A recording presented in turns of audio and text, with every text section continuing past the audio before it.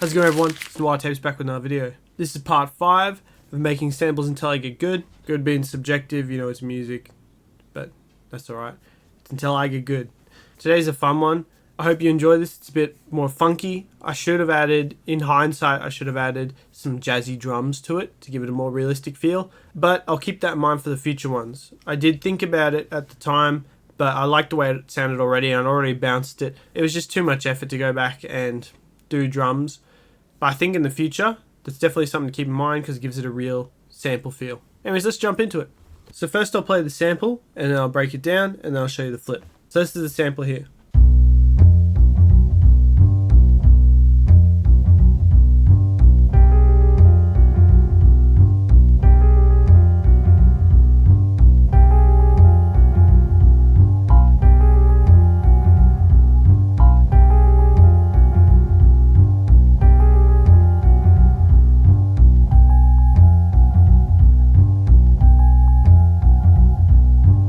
And just a brief outtake, I made this other melody and I was like, this is kind of cool, I'll just keep it. And it's just sitting on the side here, so I'll play it here.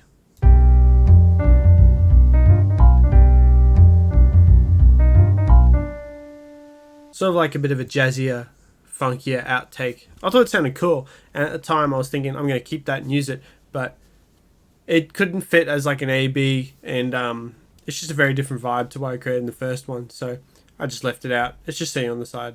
Anyways, so the first thing I started today with was the piano. This is the melody I created, playing the actual piano. I've got my MIDI keyboard here.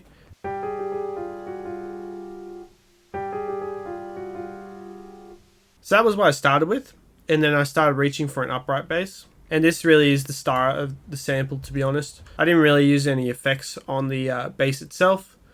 All the effects are on a master group for the sample. But this is what it sounds like with the piano and the bass.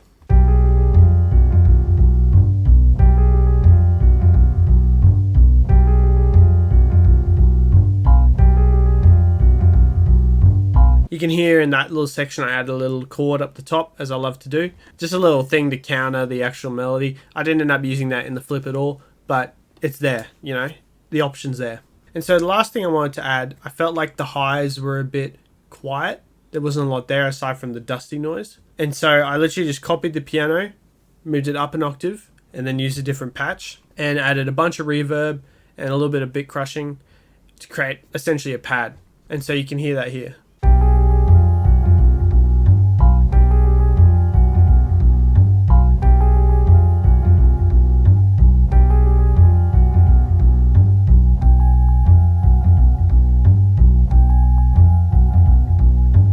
And so after arranging it a bit, I thought it was sounding fire, very sample-like. I added a few effects just to make it sound a bit more like a sample.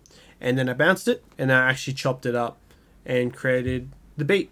And yeah, definitely I think in the future I need to start incorporating jazz drums. Not just loops, but like going into Contact where there's a jazz drum library and just like playing my own until I start to get that rhythm. I think it'd be very handy in the future, and it will sound realistic. But either way, this beat sounds fire. So here you go, this is the beat I made.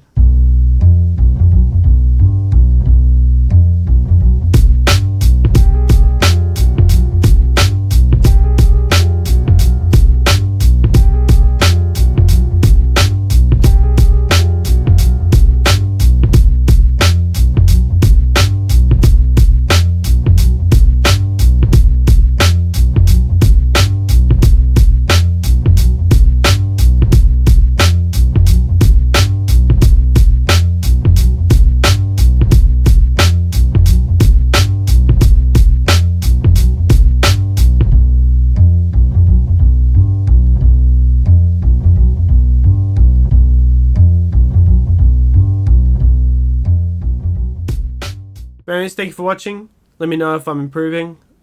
I think I am a little bit. And there's always more work to improve. So I'm definitely watching a lot of tutorials and trying to learn different techniques and employ them. But anyways, thank you for watching, guys. I'll see you in the next one.